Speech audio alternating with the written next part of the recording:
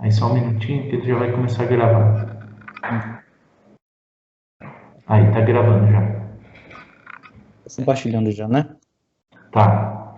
Ok, então o objetivo que eu estava falando é da gente pegar essas entradas, as 6 entradas de cada simulação e ordená-las e selecionar para cada saída do modelo quais entradas são necessárias para a gente ter uma boa representatividade perante os treinamentos que a gente faz ali com essas inteligências. Então, para isso, o que eu estou fazendo nesse método que eu estou adotando para ordenar e selecionar as entradas, primeiramente eu pego uma faixa do meu espectro de frequência, né? Aqui no caso eu estou usando até 0,35 Hz, que é a parte onde eu tenho os dados que realmente aqui que compõem o sinal, os maiores componentes. E estou usando as coerências parciais para calcular, para determinar esse ordenamento. Deixa eu descer. Então, a ideia é que para cada entrada do meu modelo, X, Y, Z, as 6 entradas, eu avalio como que está a coerência parcial, quanto dessa coerência parcial que compõe a coerência múltipla. Como eu disse na apresentação anterior, que foi alguns meses atrás, para o cálculo da coerência múltipla, o ordenamento das minhas entradas elas vão ter influência sobre as coerências parciais, mas não sobre as múltiplas. Então, por exemplo, aqui nesse caso, eu tenho duas sequências de entrada, né? Essa primeira e essa segunda, para a entrada FX-top, onde a primeira aqui, por exemplo, eu estou usando para a primeira sequência, eu estou usando a primeira entrada como Z, e a segunda eu estou usando a primeira entrada como X. E calculando as coerências parciais, essas cujo somatório delas são da minha coerência múltipla para a entrada FX-top. E com isso, eu tenho um resultado como esse. Aqui para a minha primeira sequência, do lado esquerdo, e para o lado direito para a minha segunda sequência. É notável aqui que a entrada Z, ela sendo a primeira entrada considerada na sequência para a saída FX-top, ela tem uma componente muito maior do que a minha entrada X para a mesma saída. Então, o que eu faço é calcular essa área abaixo dessa curva até a frequência de 0,35 Hz e ordenar conforme essa área que eu estou calculando. Então, quem tiver maior área vai ter maior contribuição na minha coerência múltipla e, consequentemente, vai ser uma entrada que tem mais influência na minha saída. Só recapitulando rapidão, Fabrício. O que acontece aí, gente?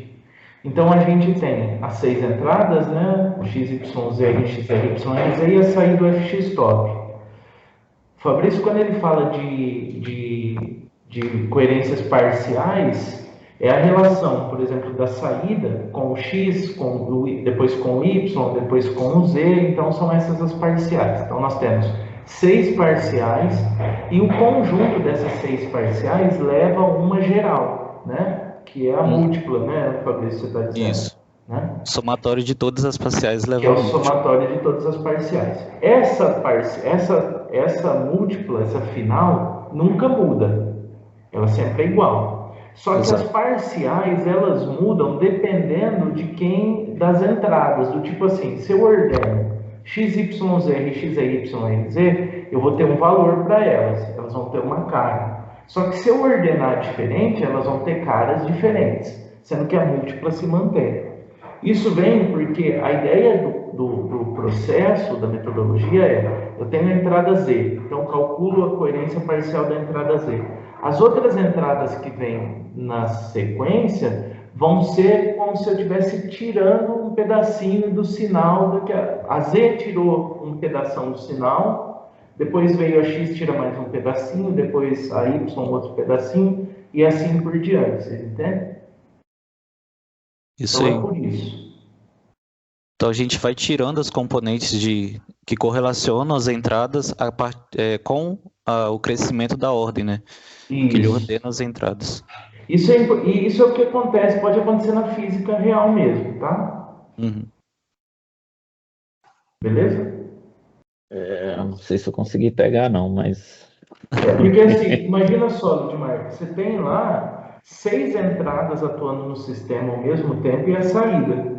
O que você quer conhecer é qual é o quanto que cada entrada representa aquela saída, o quanto que cada entrada influenciou naquela saída.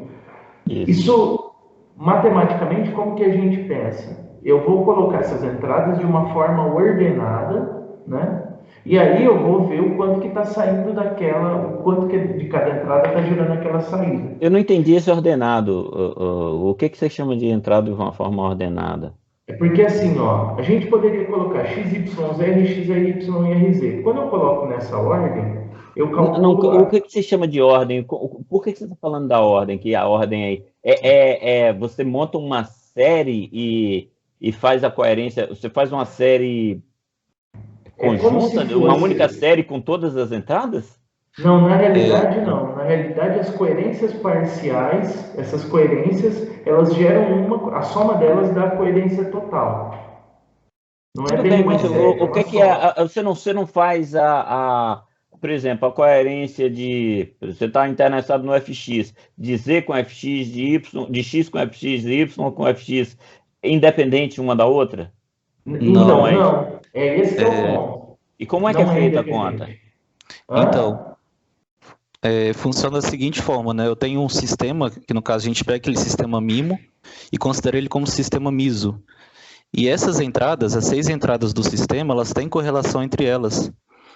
Então, para mim ter uma ideia, por exemplo, talvez eu esteja calculando uma coerência ordinária, que é uma coerência para sistema CISO, e essa coerência ordinária ela não vai me dar a verdadeira contribuição de Y sobre a saída. Porque talvez essa contribuição de Y tenha uma componente de correlação de Z em Y. Então tem que fazer... Tem aquele gráfico que mostra a somatória delas? Deixa eu só abrir aqui a outra apresentação. Porque no Edmar, se eu faço direto, por exemplo, a coerência entre fx e x, sendo que foi todas as 6 entradas que geraram fx, essa coerência vai estar errada. Entendeu? Isso. Tá, então é isso que eu não entendi. Como é que é feito e como é que entra essa ordem nela? Quer ver? Olha, eu vou mostrar aí. A ordem, a gente primeiramente escolhe, né? Mas no método lá eu vou explicar direitinho como é que funciona esse ordenamento. É aquele das somatórias, Fabrício. Isso. É esse aqui? Não, das somatórias mesmo. Você passou ele agora. Aí, ó. Esse aqui, né? Isso aí que é jogada, por exemplo, ó. O y com o x1 dá uma coerência, certo? Que é a L1 aí, né? O y com o x2 dá L2. Essas são as parciais. E se eu somar essas parciais, eu vou ter a coerência total. Aí, que nem você perguntou, como que eu escolho essa ordem?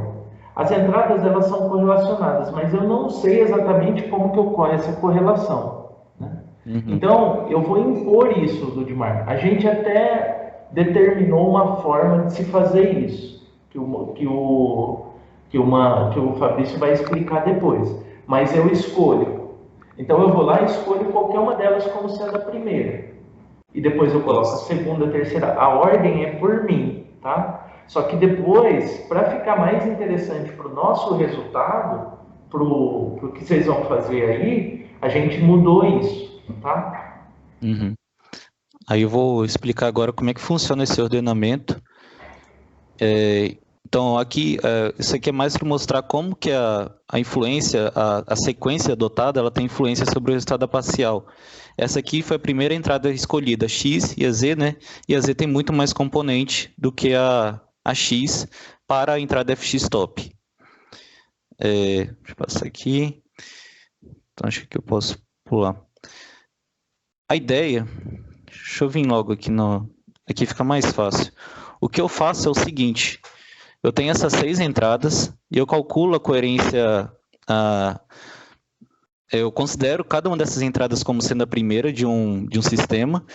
E para essas 6 entradas, as outras 5 entradas são ordenadas de forma aleatória, para 6 entradas que eu seleciono.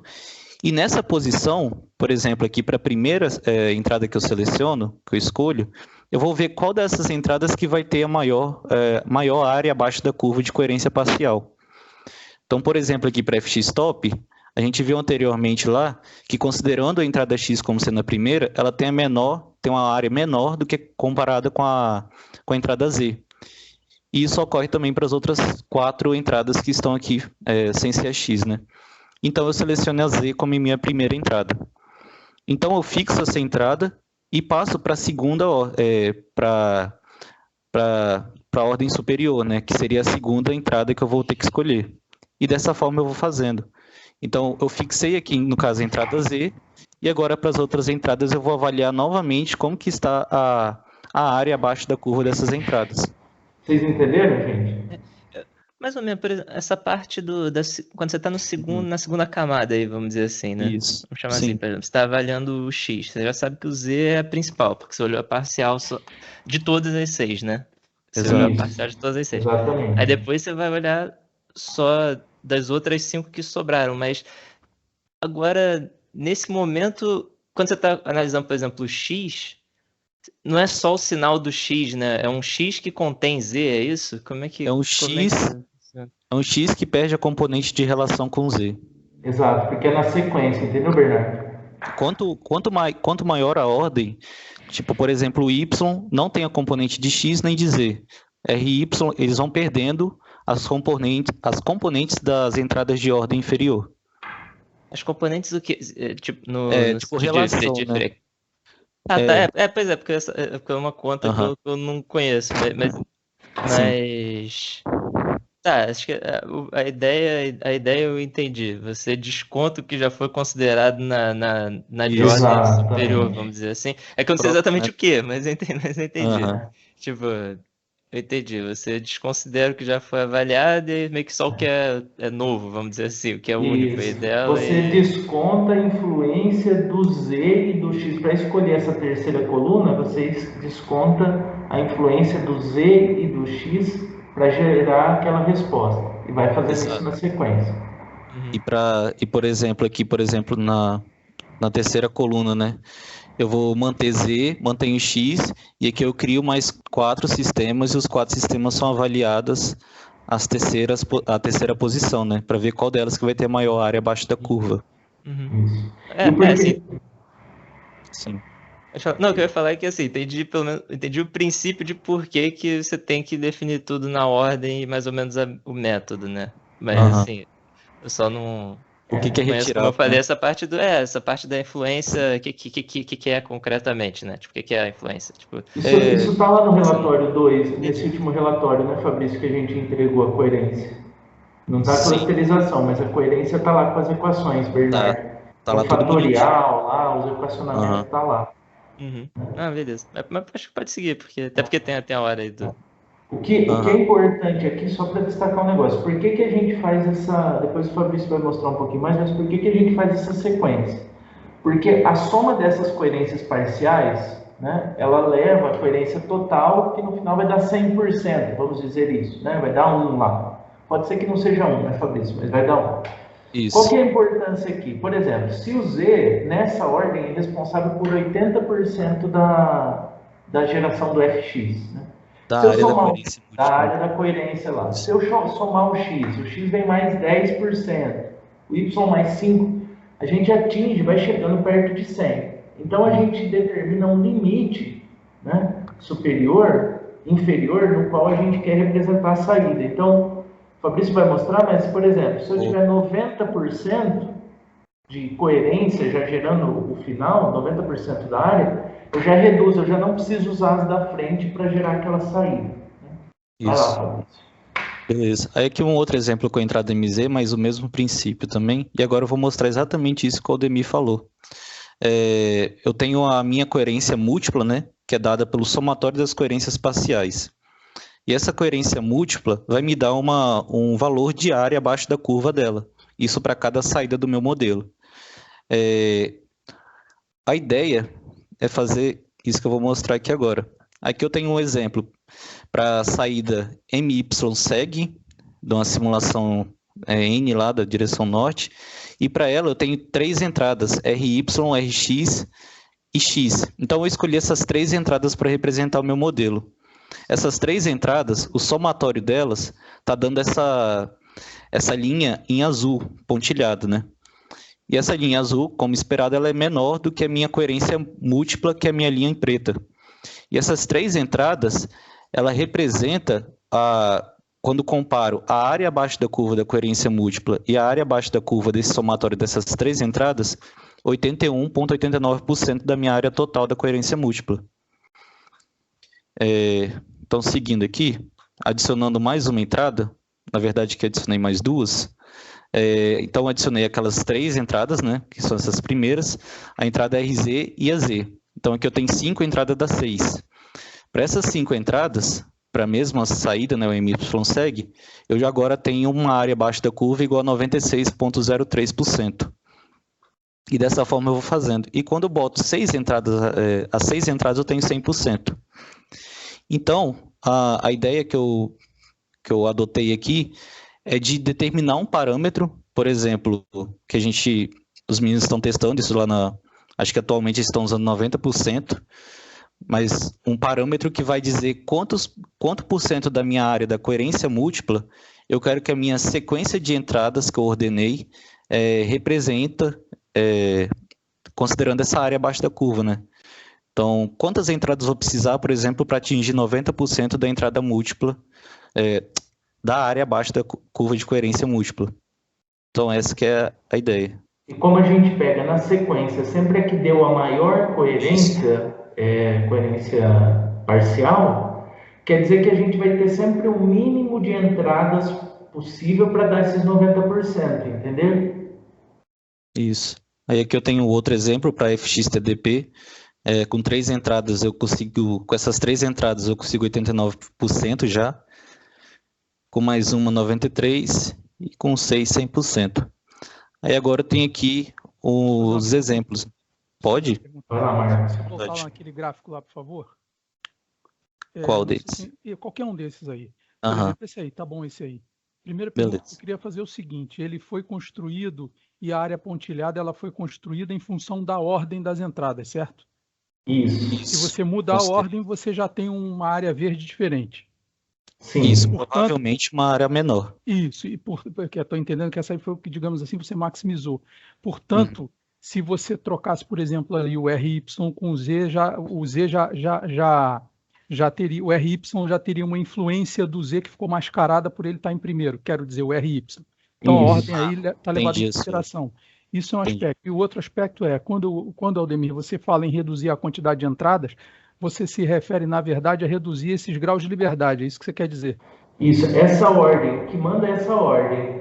Se a gente colocar a ordem certa, Marcos, sendo que o Z tem a maior, por exemplo, coerência parcial, o RY a segunda maior, o RZ a terceira, eu consigo minimizar para já dar os 90% mais cedo, sabe? Isso, entendo. Mas aí isso significa que você tendo 6 entradas, você vai reduzir para 4 ou para 5?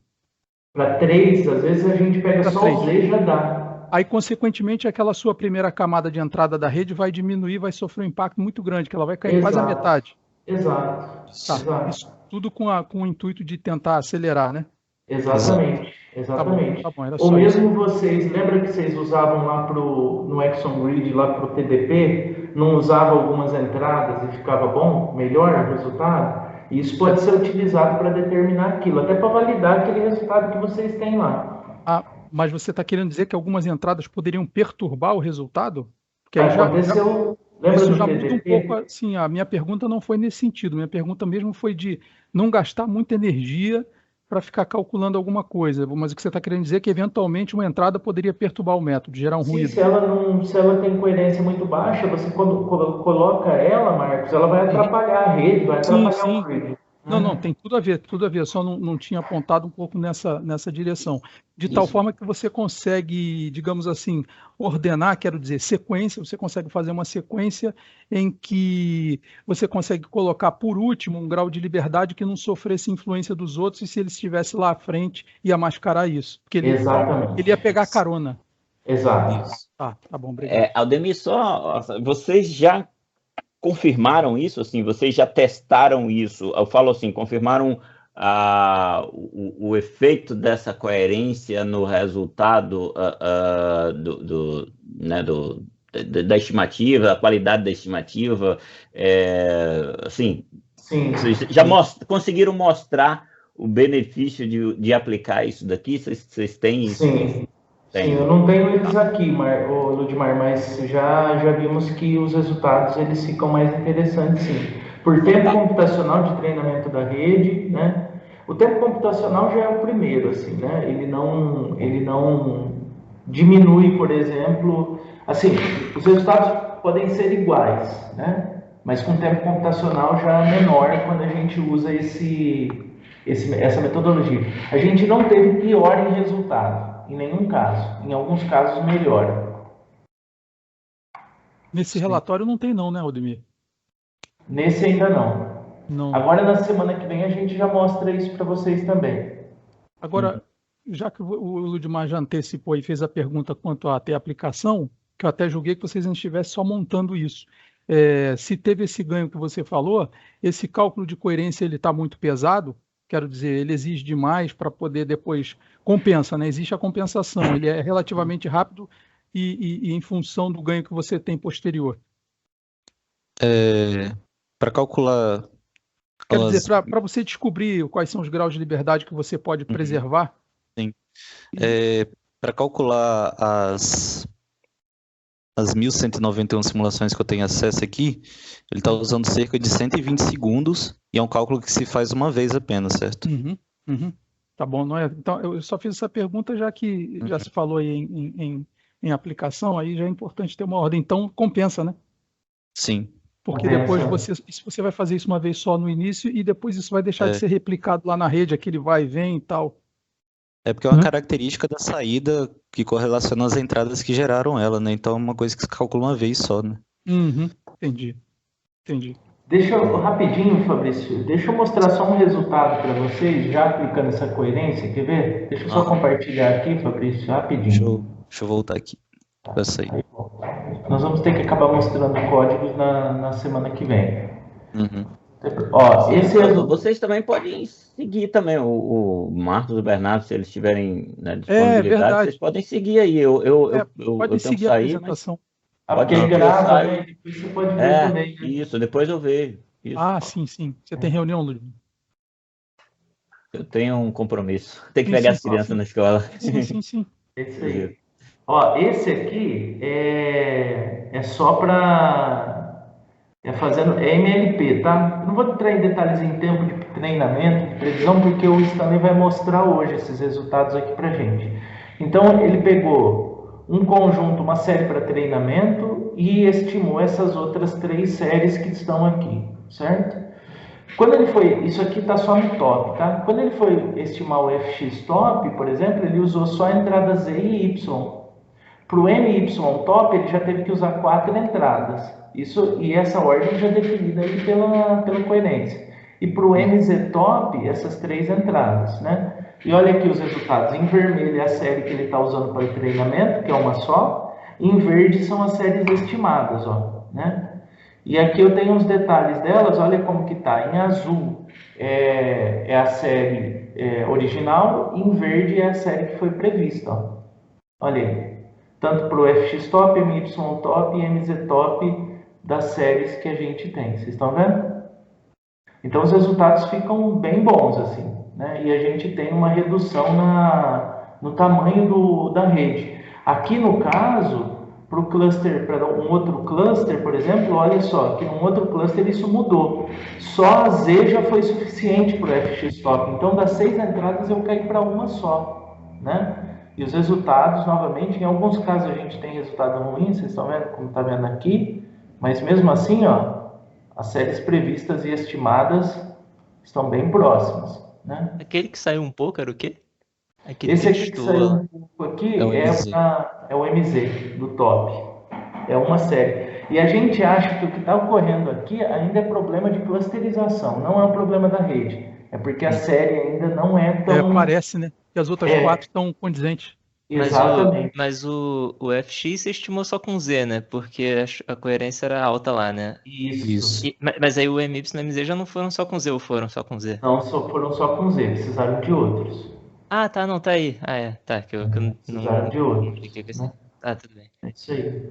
Mas aí então só o Z e o RZ, no caso aí pro MZ, já era responsável por sei lá, 90%. o critério que você Esse aqui é acima de 90%, eu já só usei aí, né? Então a gente joga muita coisa para fora que não tem necessidade, né? Uhum. Esse tempo de previsão 0,21 minutos eu não entendi. 0,21 minutos. Eu vou perguntar para ele, eu também me confundi um pouco, mas não é em segundos isso aqui não, é 20% de um minuto, vai dar... Mas o que você está chamando de previsão aqui? É porque é a previsão dessas outras séries aqui, Marcos. Para Então, treinar, essa aqui foi 54 minutos, isso. e a previsão dessas 5 séries aqui demorou 0,20 minutos, 0,2 minutos, que vai dar, perdi, sei lá, 30 segundos, 20 segundos, 15 segundos, eu acho. Mas eu vou confirmar com ele. É menos até. 12. 12 cravado. Eu acho que é isso mesmo. É um quinto, 60. Eu acho que é isso mesmo. Deixa eu voltar aqui. Aí pode ir, Fabrício. Beleza. Compartilhar de novo. Ok. Então, isso aqui ficou... Passei já. Só botar a tela cheia aqui, só um momento. Pronto. Então, no final, o código que eu implementei, ele entrega esse ordenamento para cada simulação, né? E para cada entrada, e para cada saída das entradas que ele conseguiu ordenar e selecionar, né? Eu estou entregando de duas formas, como um dicionário, para o pessoal ter acesso diretamente no código, e também como um arquivo TXT, caso seja desejo do usuário, né? Então aqui, por exemplo, na minha primeira coluna, no caso essa coluna aqui, eu tenho 80% como sendo parâmetro, né? Então eu quero que as minhas entradas representem 80% da coerência múltipla. Na do meio eu tenho 90% e na final eu tenho 100%. Então dá para ver que com o aumento dessa... Quanto mais restrito, né? Mais perto de 100, mais restrito ele é, mais entradas eu preciso para representar o meu modelo. E também, por exemplo, aqui na coluna do meio, que é para 90%, dá para notar já que, por exemplo, FX-Top sozinho, só a entrada Z para o FX-Top, eu tenho 96,01%. Também na FX-Seg, onde eu tenho 90,09% de representatividade. Então é dessa forma que eu estou entregando os resultados hoje para o pessoal. Acho que aqui acabou, entro na outra parte da apresentação, que é de coerência. É isso, de clusterização. Então, alguma dúvida nessa? Ali, por exemplo, para 100%, o interesse ali é basicamente descobrir a ordem. Essa ordem tem algum... Não lembro se vocês mencionaram isso. A ordem tem algum impacto, ser importante de alguma forma. Tem alguma importância, por exemplo, no caso do 100%, você descobre ali, né, você consegue descobrir uma ordem, se tem alguma utilidade em rede, né? Porque em Kriging, que eu saiba, não, né? Por exemplo, na rede... No 100% não. Tem não. Todas vão entrar, né? Isso. Não, eu digo... Não, eu perguntei do 100 porque o 100 seria um caso mais especial disso, mas às vezes para os próprios, que se você tem 4 e a ordem importa de alguma forma também, já seria... Mas não importa, né? Por exemplo, você tem 3 e você conhece ali uma ordem, mas isso é usado de alguma forma ou não? Não, depois que são selecionadas as entradas, a ordem deixa de importar, né? Sim. Não, eu pensei mais se algum dos métodos poderia se beneficiar disso, né? De conhecer uma ordem porque alguma primeiro para ele dar mais peso ou não. O que acontece aí, Bernardo, a sua pergunta é interessante, porque no final das contas, como no 100% todo mundo entra, porque como é nítida que está desordenado aqui, mas ele observou bem que está desordenado, então dá a impressão que tem importância, mas é que na verdade é só uma herança das outras ordens, né? Sim. Talvez eles estejam algum método todos... poderia se beneficiar disso, né? Mas todos eles estão na mesma ordem, digamos assim. Quer ver? Ó, lá o primeiro você tem RX, RY, RXZ, aí depois você colocou não, ó, mudou, agora me pegou aqui. O RY, RXZ, RY, RXX. Mas é que aí o X entrou. Não, e depois isso preservou. Mas é que ficou curioso, porque o Z aqui entrou e trocou de lugar aqui com o X. Ficou interessante essa aí. A primeira linha, né? É verdade, a primeira linha, o Y. Sim. Isso também, Bernardo, isso. Eu estava olhando talvez ele tenha atingido... mas ficou curioso isso.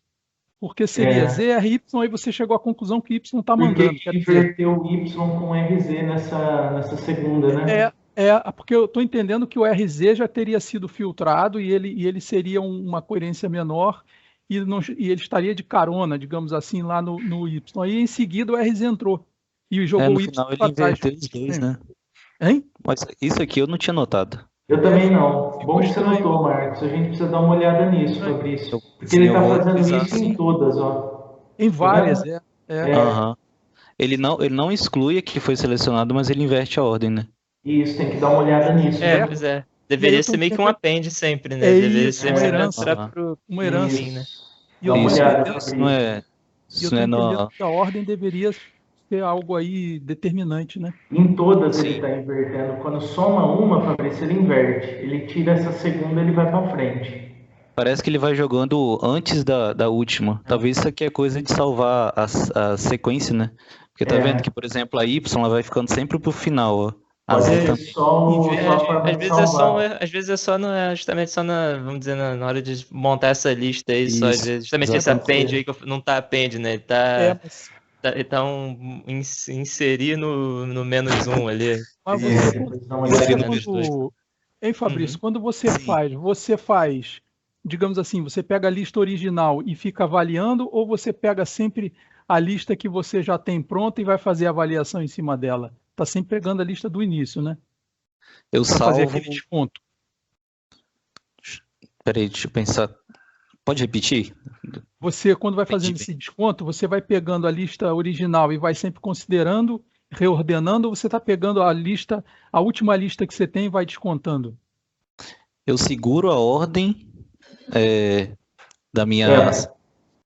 Eu tenho a partir do momento que ele tirou, acabou, Marcos. Ele tira o primeiro, pega o que restou, vai tirando em cima da nova lista mesmo. Essa montagem desse que isso aqui é fruto de um dicionáriozinho, né, onde eu tenho minha chave aqui, e eu vou montando isso aqui, né, a sequência. Eu tenho que ver como é que está sendo feito, relembrar que esse código fiz tem um tempo já. Sim. Não, mas é que... Aí, desculpa, Fabrício, aí eu entendo que pela resposta que o Aldemir deu, essa ordem que está aí faz mais sentido. Porque se fosse você sempre refazendo e simplesmente apresentando a ordem que teria sido omitida lá na série 1, aí ficaria estranho. Porque, na verdade, você tem uma ordem original e você simplesmente iria retirando ou acrescentando. Digamos assim, a ordem seria essa aqui, a última. E aí você simplesmente tiraria. Pode ser que isso ocorra assim mesmo. Entendeu o que eu quis dizer? Imagina que lá o 100%, imagina que o 100% fosse o que está lá no último, que é de fato, quer dizer, o 100% é a ordem. E aí você simplesmente iria tirando da direita para a esquerda. Se eu quero lá os 3 primeiros, eu teria ZR.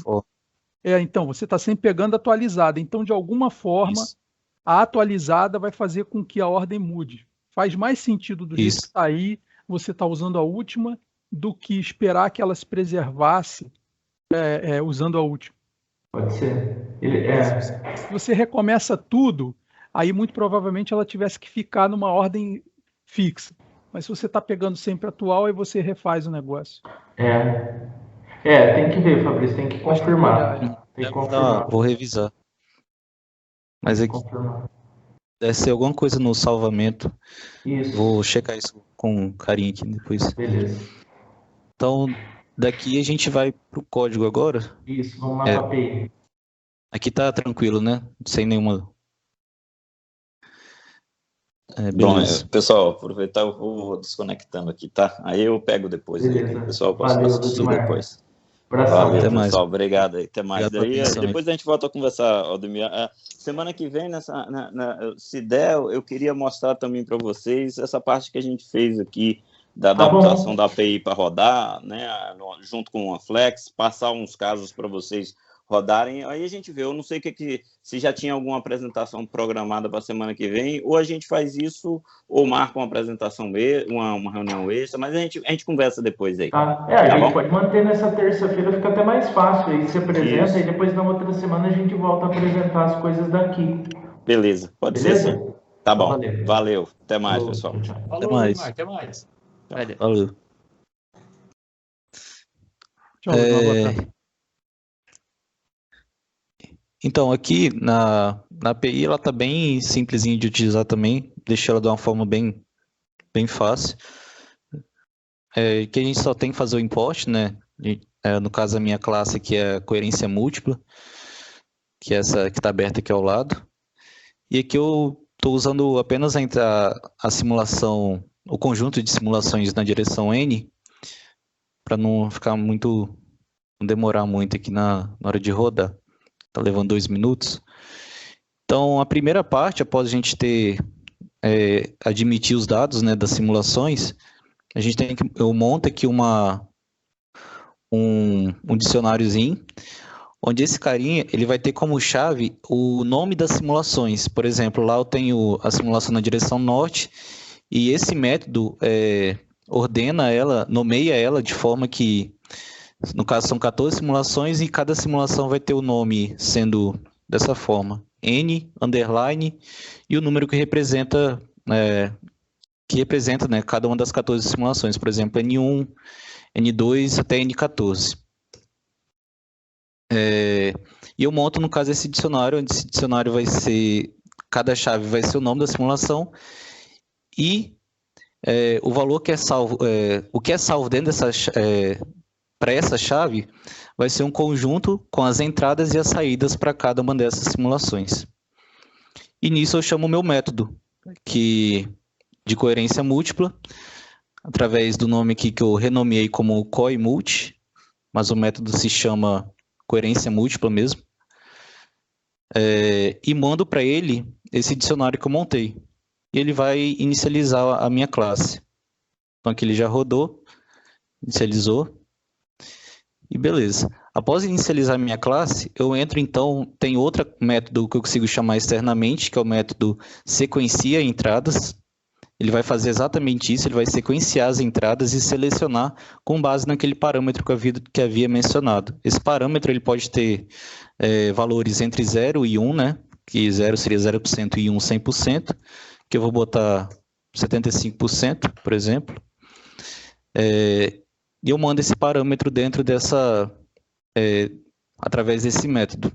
Então eu mando o nome das minhas simulações, que seriam aquelas N_1, N_2 até N_14, para esse caso que eu estou utilizando. O meu vetor com o nome das saídas, que é o nome como foi salvo lá no arquivo CSV, e o vetor com o nome das entradas, que seria X, Y, Z e as demais. E também mando, por último, o meu parâmetro.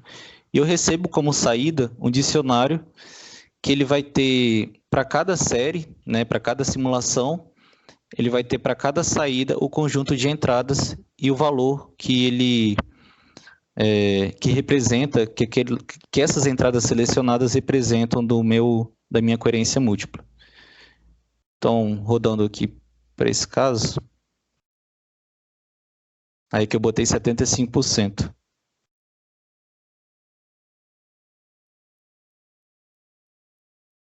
Aqui.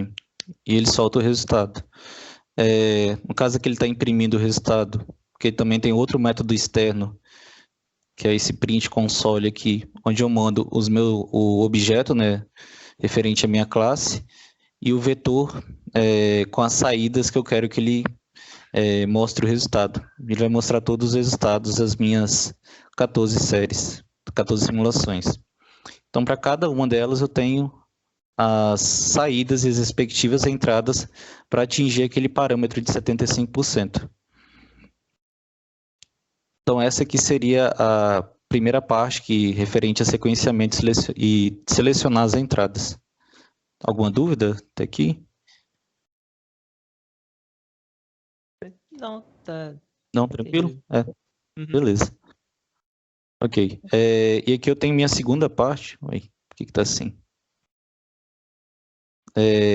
A segunda parte é o método que calcula mesmo as coerências múltiplas. Então, ele vai devolver não um sequenciamento, mas ele vai devolver as curvas de coerências parciais e a curva de coerência múltipla.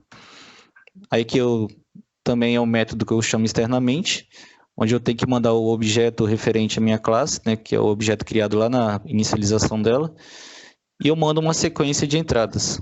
Tem que ser mandadas sempre tem que ser mandadas as 6 entradas, né, independente da sequência aqui que o usuário desejar. Mando também a minha saída e a variável, a string que corresponde a qual simulação eu quero visualizar. Por exemplo, aqui eu estou visualizando vou querer calcular para N1, mas poderia ser para N4, por exemplo. Então aqui na N1, ele vai pegar para essa sequência de entradas e vai calcular a coerência múltipla para saída fxstop. Então aqui a primeira sequência que eu adotei é essa, né? Eu botei aqui a Z, que é a que tem mais influência, para a gente dar uma olhada como é que tá. E aqui um resultado aqui, esse plot que eu botei é fora da classe. Né? Eu utilizo aqui esse vetor de saída, onde ele vai ter na primeira posição a coerência múltipla, e nas 6 demais vão ter as coerências parciais para cada uma dessas entradas. Então, eu plotei aqui através desses plots. Aqui eu tenho minha coerência múltipla. Dá para ver aqui que para essa faixa até 0,35 Hz ela é bem próximo de 1. E aqui eu tenho as minhas coerências parciais. Esse nome, a legenda aqui está errada. Vou acertar ela. Mas aqui já dá para ver que para entrada Z, ela tem uma componente bem representativa, né, da minha coerência múltipla, e sobra pouca coisa das outras entradas, nessa faixa até 0,35 Hz. E acaba que o resto fica sendo ruídos mesmo, coisas que compõem o sinal também, né? Por que você falou que é a Z, Fabrício? Não consegui enxergar Sim. a cor. A Z não é um pouco marronzinho? Aqui ela tá na ordem errada. Olha, eu errei aqui na legenda. Ah, tá bom. Eu vou acertar. É porque eu estou usando aqui o vetor de entradas, mas eu tinha que usar essa... usando outra variável. Aproveitando já que você está falando isso, se você está calculando a múltipla, na verdade você tem que entregar todas elas para dizer qual é a ordem, porque se você calcula a múltipla, você já sabe que é de todo mundo, né? Você vai ter a soma inerente. Então por que você tem que fornecer? Porque você tem que dizer a ordem. Eu forneci... na verdade, esse método acaba que ele não tem muita utilidade, mas é mais visual, né? Caso a pessoa queira ver como é que está as entradas parciais, talvez fazer uma checagem do que está saindo. Mas para aplicação da coerência múltipla nas aplicações, nas demais aplicações, ela não tem muita... plotagem mesmo, entendi. Isso. Mas é porque eu só queria saber se a ordem aqui está importando. Porque para você... Importou, tá bom. Tá bom. Se eu mudar aqui, por exemplo, no caso a Z lá era azul, né? Agora eu acertei ali Deixa eu trocar Z por X aqui, por exemplo. Opa. Só um momento. Aí aqui eu já tenho um outro gráfico de coerência parcial. Olha a diferença, certo? Aqui já está certo a legenda, tá? Esse é parcial. Você ordenou diferente lá naquele argumento, né, da chamada da função, né? Aí ele fez com uma ordem diferente, né? Que não Exato. é da... Mandei outra sequência de entradas. Vamos dizer assim, né? Tipo, isso. Então, por exemplo, se eu quisesse checar não sei, não vejo uma necessidade dessa, mas checasse, por exemplo, essa sequência de entradas para sair da MZTop, botaria uma sequência aleatória aqui para acompanhá-las, né? E ver o que está acontecendo com as parciais. Seria uma possibilidade de utilizar esse método externo. Certo? E, por último, tenho também a possibilidade de salvar em arquivo TXT esse sequenciamento. Sim. Entendi. Mas então, na verdade, aquilo que você precisa das 6, mas na ordem que aquela chamada anterior te retornou, né?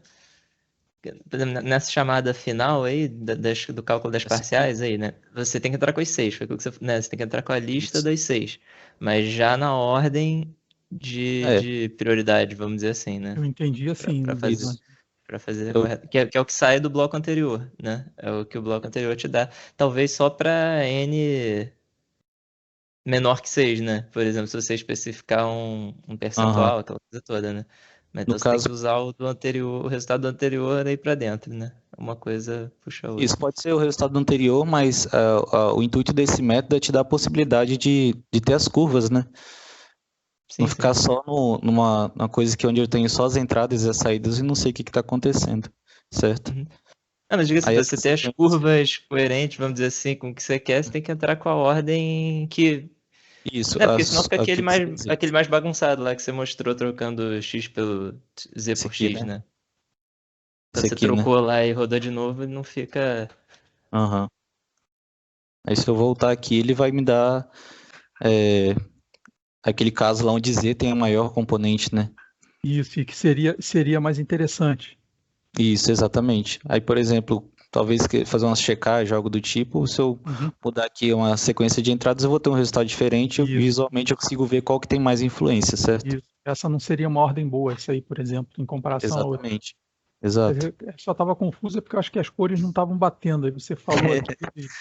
teve uma hora que não tá, mas... Eu utilizei outra variável Não, ali. tudo bem. Não, mas deu para entender a ideia. Beleza. Objetivo. Porque, na verdade, o que interessa é como a rede vai ser alimentada, né? Então, eu estou entendendo que que é esse caso aqui, né? esses métodos, esse script vai fornecer lá para a rede as entradas,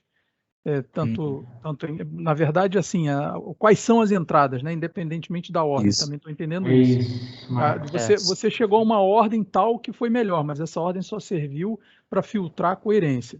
Depois que você filtrou, já sabe quem é, por exemplo, 3. Não interessa a ordem, alimenta a rede, reduz a metade aquela quantidade lá de células da primeira camada e, consequentemente, para dentro a rede vai ficar bem mais rápida. Isso. E assim, a coerência, Marcos, tudo que envolve série temporal, que tem possibilidade de ser analisado no domínio da frequência, essa metodologia serve. Não para só as séries do Heiser. Tudo que vocês quiserem analisar, que tem várias entradas, uma única saída, e que tem um condicionamento temporal, isso daqui funciona, tá? Então não é só aplicação nossa, não, né? E a API está pronta para isso. Certo. Uma ressalva, volta na figura lá, Fabrício, que isso é importante de dizer. Não, volta naquela da tua apresentação, onde você mostrava a soma delas e ia chegar na múltipla. Ah, sim, nessa. Eu quero mostrar um negócio para eles. Isso é importante. Isso aqui são as parciais. Não, é aquela que foi a linha tracejada ia subindo até chegar em cima, lembra? Ah, tá. Sim. Quando a gente trabalha, que nem aí, gente, quando a gente trabalha com uma área, o que acontece é que a gente não consegue avaliar certinho o que está acontecendo nas frequências, né? Apesar de aqui, observem que apesar daqui, as 4 entradas já dá 93% da coerência, né? Em cima dessa área, a gente tem algumas frequências que são mal representadas, vocês estão vendo? Esses picos azuis para baixo ali, ó, entendeu? Uhum. É uma limitação da técnica, da metodologia. Né? Mas isso significa que para essas frequências, quem colabora são as outras variáveis que estão faltando? Bernardo, exato. Isso significa que nessa frequência ali, por exemplo, se aqui, o que eu estou querendo dizer é o seguinte, Bernardo, se aqui, imagina tem 3 picos azuis para baixo aí, né, Fabrício? Entre 0,2 e 0,4 tem um pico azul para baixo aí. Isso. Imagina que ele batesse aqui embaixo, em 0 praticamente, nesse caso, né? Se você desse o azar de tentar representar essa frequência, entendeu? Você não ia conseguir representar no sinal de resposta.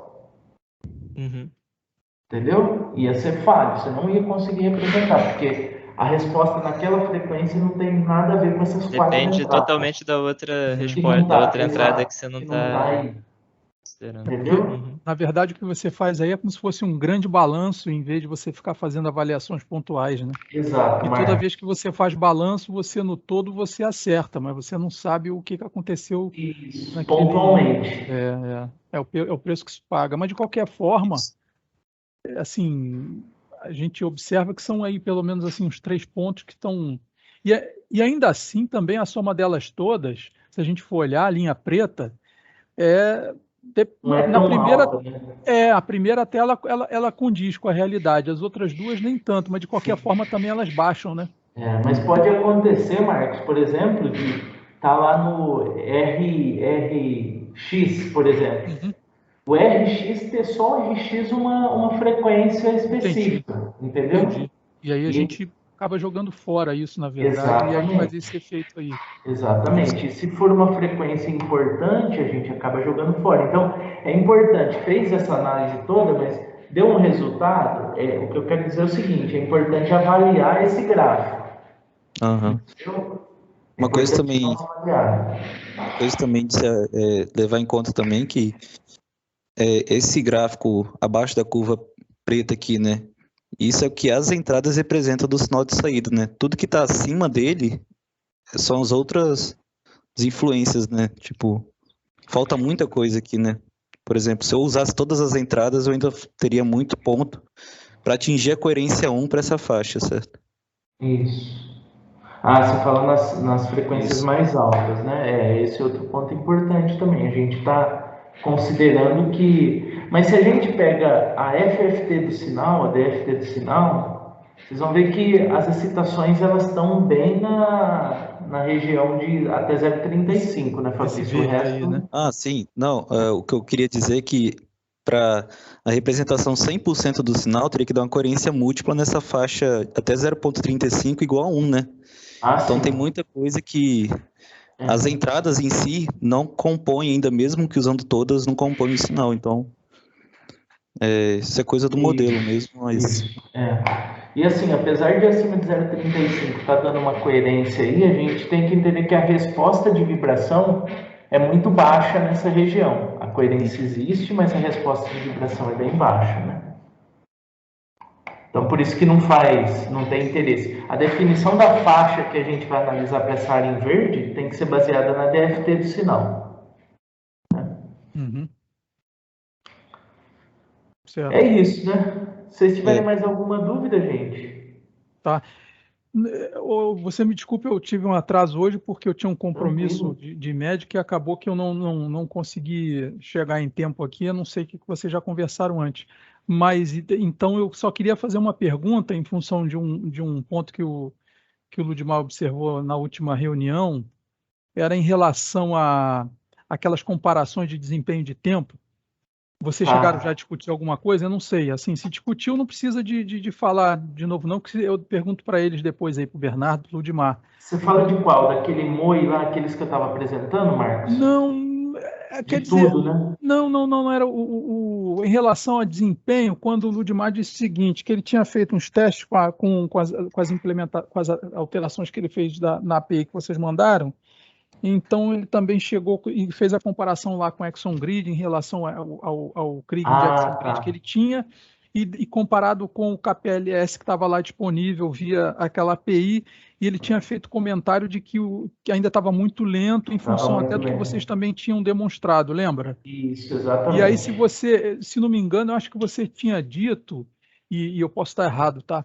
Você tinha feito algum comentário que observar para tentar entender se tinha alguma coisa lá que não estava sendo vista, não chegou a mexer naquilo não, Não, a gente ainda acabou não mexendo naquilo lá. Porque foi aquele aspecto que ele levantou, né? O KPLS, sem dúvida, é mais rápido do que o outro Kriegen disponível lá no SMT, né?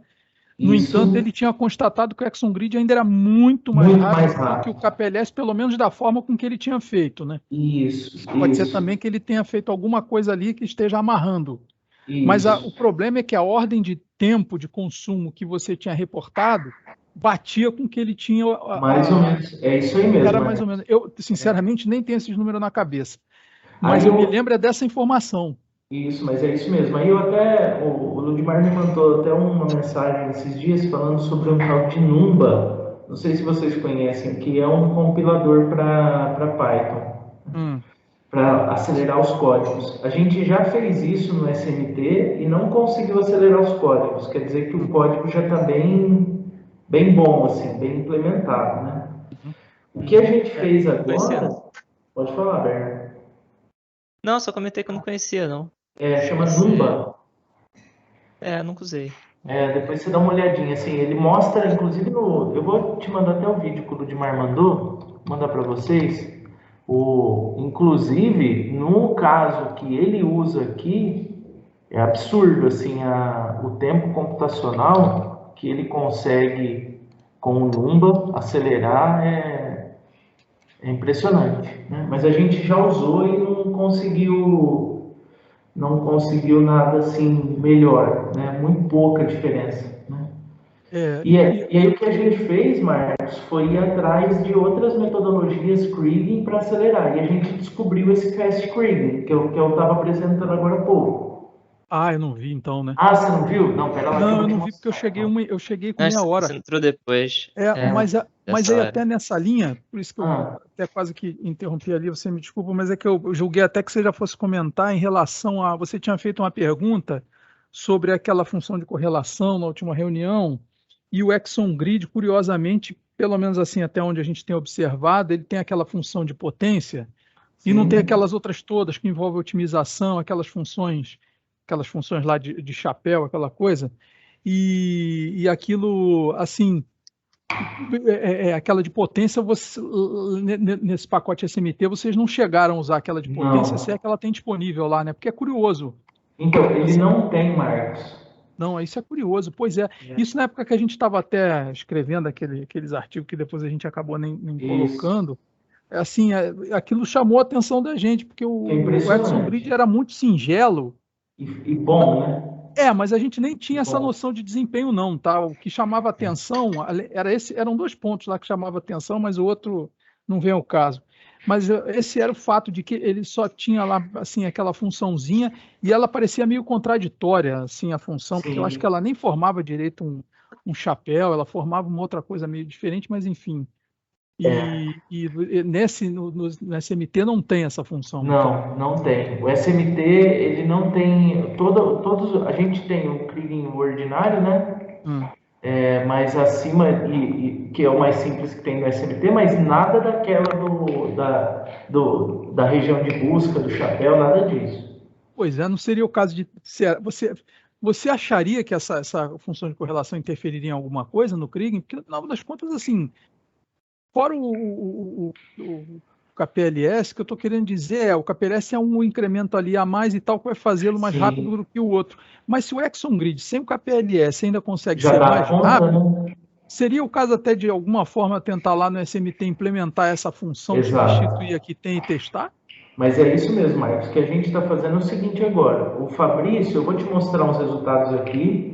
O Fabrício, agora ele vai parar com essas implementações que ele está fazendo, ele vai implementar esse Fast Kriging que eu vou te mostrar em Python.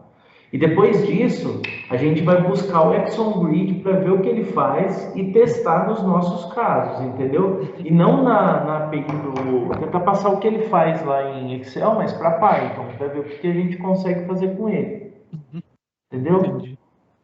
Deixa eu só te mostrar o que acontece aqui. Ó. A Tatiana ela fez uma análise que é da seguinte maneira. Ela pegou uma série, né? Usou 6 entradas, pegou as 6 entradas e a resposta dessa série. Né? E aí ela treinou o KPLS em cima dos 18.000 pontos dessa série, tá? E estimou esses mesmos pontos, tá? Foi... treinamento e estimação de 18.000 pontos. Só para testar tempo de processamento, tá bom? Entendi. Que elas vão bater, né? Isso. Ela testou 2 metodologias, Marcos. Ela testou uma metodologia, não vai bater por causa do que eu vou te mostrar agora. Ela testou uma metodologia chamada mistura de experts. Nessa metodologia chamada de mistura de experts, o que ele faz? Ele vai lá e ele pega esses 18.000 pontos e ele separa esses 18.000 pontos com um método de clusterização que ele usa interno dele, tá? Ele separa em número de clusters que eu quiser. E ele constrói nessa mistura de experts que eu estou te mostrando, um KPLS para cada cluster. Certo? E depois, no final, na hora da estimação, ele entra com as entradas em todos esses KPLS e é como se ele fizesse uma somatória ponderada das respostas de cada KPLS para dar a resposta final, certo? que você quer dizer é que é como se ele estivesse fazendo um KPLS, mas não, digamos assim, não no sinal original, de maneira que ele pudesse acelerar e ele realmente não vai bater exatamente. É como se eu tivesse, Marcos, 10 KPLS funcionando em paralelo. Entendi. Eu acho que você tinha comentado isso na última reunião, que eles não bateriam, não. Sim, não bate. Aqui, nesse caso, é o resultado com 10 clusters e do lado direito com 50 clusters. Né? Em azul a original e em verde a prevista. Só que aí, e aqui é um outro resultado que a gente está usando uma metodologia chamada Fast Kriging. Né? No que consiste esse Fast Kriging? É fazer uma manipulação matemática nos 18 mil pontos, de forma a, dentro desses 18 mil, eu reduzir o tamanho daquela matriz do KPLS ou do Kriging, que daria 18 mil por 18 mil, para uma matriz, no caso aqui, ó, 100 por 100. Depois uma 400 por 400, 4.000 por 4.000, 8.000 por 8.000, certo? Mas eu não entendi uma coisa, os 18.000 são da série completa, né? São da série completa. Mas você, quando ia construir a matriz, não construiria do trecho que você usou para montar a matriz? Ela não é menor? Estava explicando isso para eles hoje. O que acontece aqui? A ideia aqui, Marcos, é trabalhar da mesma forma que a gente está trabalhando com LSTM. É do tipo, pegar algumas séries completas, treinar em cima delas e estimar outras séries. Entendeu? Ah, desculpa, tá. Aí é como se fosse um treinamento mesmo. Isso. Mas aí no Fast Kriging ele pega a ideia do MOI, então é como se fosse um treinamento mesmo. Isso, exato. Mas aqui são duas metodologias separadas. O MOI eu entendi que são duas separadas, mas trabalha em cima de clusterização. Exatamente. Só o MOI trabalha em cima de clusterização. Ah, só o MOI? O Fast Kriging, o que ele faz é uma manipulação matemática nos dados, não é clusterização. Né? Tá. Ele faz uma matriz, por exemplo, ele pega a matriz de correlação lá e ele faz o número de pontos total, pega uma matriz parcial, começa a multiplicar transposta pela normal e ele chega nessa matriz reduzida. Eu vou mandar o paper para vocês disso, tá? Na realidade, na semana que vem a Tatiane pode explicar com mais calma isso. Não, mas eu entendi mais ou menos o que você quis dizer, porque eu julgava realmente que tivesse a clusterização aí, mas não tem, porque você vai construir a sua matriz, vai ficar grande, para tentar abordar outros casos sem precisar de ficar rodando trecho. Exato. Aí, olha só, aqui é o resultado do MOI com o R2, tá? Do MOI com 10 clusters, 50 clusters, né? Tá vendo que tá dando perto de 90%. E o Fast Kriging para 100, 400, 4.000 e 8.000 pontos também está dando perto de 90%. Os resultados são bem similares, certo? Né? Agora, olha o tempo computacional, Marcos, para 18 mil pontos, para treinamento e para validação. Olha o Fast Kriging, a velocidade. É zero, praticamente. Eu não estou entendendo aí. 10 a menos. Isso é zero. Isso é zero. Eu estou vendo com a Tatiane ver onde que ela pegou isso para ter certeza absoluta, porque eu brinquei com ela que não deu nem tempo dela apertar o F5 para rodar, já saiu o resultado, né? Só para a gente entender. Mas na realidade, Marcos, que nem esse primeiro Fast Kriging aí de M igual a 100, é uma matrizinha 100% que ele está multiplicando por um vetor só. É porque o tamanho está ali. Não, eu entendo isso. É o inverso lá de uma matriz que você está multiplicando por aquele vetor de correlação do ponto que você tá querendo apresentar lá com... Eu entendi isso. Então isso se torna extremamente rápido, concorda? Não, tudo bem. É porque realmente eu estava olhando e estava só comparando com as duas linhas de cima. Você tem razão, porque a dimensão está ali ao lado, fica rápida. É só uma matriz vetor. Exatamente. Então, a gente acha que com esse Fast Kriging a gente vai ter os resultados bons, né? O que o Fabrício vai fazer agora? Esse Fast Kriging está em MATLAB, viu? A gente vai passar ele para Python agora, começar a testar junto com o ExxonGrid, né? Começar a avançar, né? Esse Fast Kriging que está em Python ainda é o Kriging ordinário, o polinômio de ordem 0. Aí a gente vai colocar os polinômios de ordem 1 e 2 lá, entendeu? Vai dar uma avançada nisso. Entendi. Mas os resultados parecem muito legais, né? Pelo menos em tempo computacional, a gente resolve o nosso problema de tempo computacional, né, Marcos? Não, e é interessante você ver como é que realmente o tamanho do sistema impacta, porque uma coisa é você fazer um processo serial, mas com uma dimensão menor. E repara que os de cima você está fazendo paralelos, né? Mas Exato. impacta absurdamente. O maior deles ali é 1.600 e tanto, e o outro lá de cima com 10 partes, tudo bem, tá bem É, menor, mas ainda assim é da ordem de grandeza de 1.000 e tanto. exatamente. E o do 4.000 é da ordem de grandeza dos 50 Isso. clusters, mas... Fora que o de cima tem tanto a parte para o treinamento, tem a parte de clusterização dos dados, né? Tem uma Isso. série de. E na validação, que é na estimação, ainda tem a soma ponderada tem os 10 krigings rodando, soma ponderada deles. Ah, Eles na são, validação tem isso também, né? tem isso, Ah, não, tem eu isso. estava achando que na validação você, agora que já estava com aquilo pronto, só fazia também o MATVEC, mas não adianta, porque você está com todo Não, mundo separado do mesmo jeito, você né? tem que agrupar eles. Você tem que Ah, agrupar. tem que agrupar, não é o mesmo agrupamento do outro? Sim, Não, que nem ó, o MOI, eu estou falando do MOI, né? então, do O MOI, MOI na validação. isso, porque é o seguinte, você vai ter, mesmo na validação, você ainda tem os 10 krigings rodando. Então, mas eles já estão agrupados, que você só vai fazer a conta Sim, dentro só do vai seu fazer a grupo. parte matemática. É Isso, você isso. só agrupa no treinamento, depois na validação você usa o grupo. Exato, você usa o grupo treinado, mas mesmo assim você tem 10 krigings, né? Tem, não, tudo bem, mas eu não, assim, eu estava errado, você me corrigiu nisso, tá, Mas você entendi. vê que é bem rápido o tempo, Marcos, É, do é, FAST. O porque FAST realmente é, voa. voa esse MATVEC aí, é bem rapidinho. Vamos ver agora. Agora eu vou esperar a Tatiane os resultados dela, né? O Fabrício vai passar isso para Python para melhorar os resultados e para ver certinho, para a gente poder evoluir no currículo que está lá, né? E vamos ver o que dá, né? Vamos ver o que dá. Ainda os resultados não estão os melhores possíveis. Ela fez mais uns testes aqui, mas os resultados não são os melhores que possíveis. Você chegou a ver os resultados do... Não sei se você estava na reunião já do MLP. Não, eu não vi nenhum resultado de rede neural, não. Esse aqui ficou impressionante também. Deixa eu aproveitar e fazer uma pergunta básica, Aldenir, mas também até aproveitar o conhecimento de vocês. O MLP, ele não tem aquele neurônio complicado, não, né? É o neurônio mais simples. É o neurônio mais simples, é o LSTM que é o neurônio Isso. complicado. E Os quando você... gates e tal. Com aqueles portões lá, né? Isso. E quando você faz a sua rede neural trabalha lá com aquele gradiente, com aquela coisa toda, esses parâmetros do esquecimento, da retenção, eles entram naquelas derivadas? Não? Sabe dizer? Porque isso pesaria bastante, né? Você fala no LSTM ou no Na MLP? LSTM, na LSTM. Tem uma série de parâmetros que eles adotam lá, Marcos. Mas aí Eles eles estão entram testando. naquelas contas lá dos gradientes, né? Porque aquilo deve replicar absurdamente. É como se fosse cada Sim. neurônio daquele se multiplicasse por 3, né? Você tem mais Exatamente. variável nova. Aí aquelas derivadas todas é uma atrás da outra.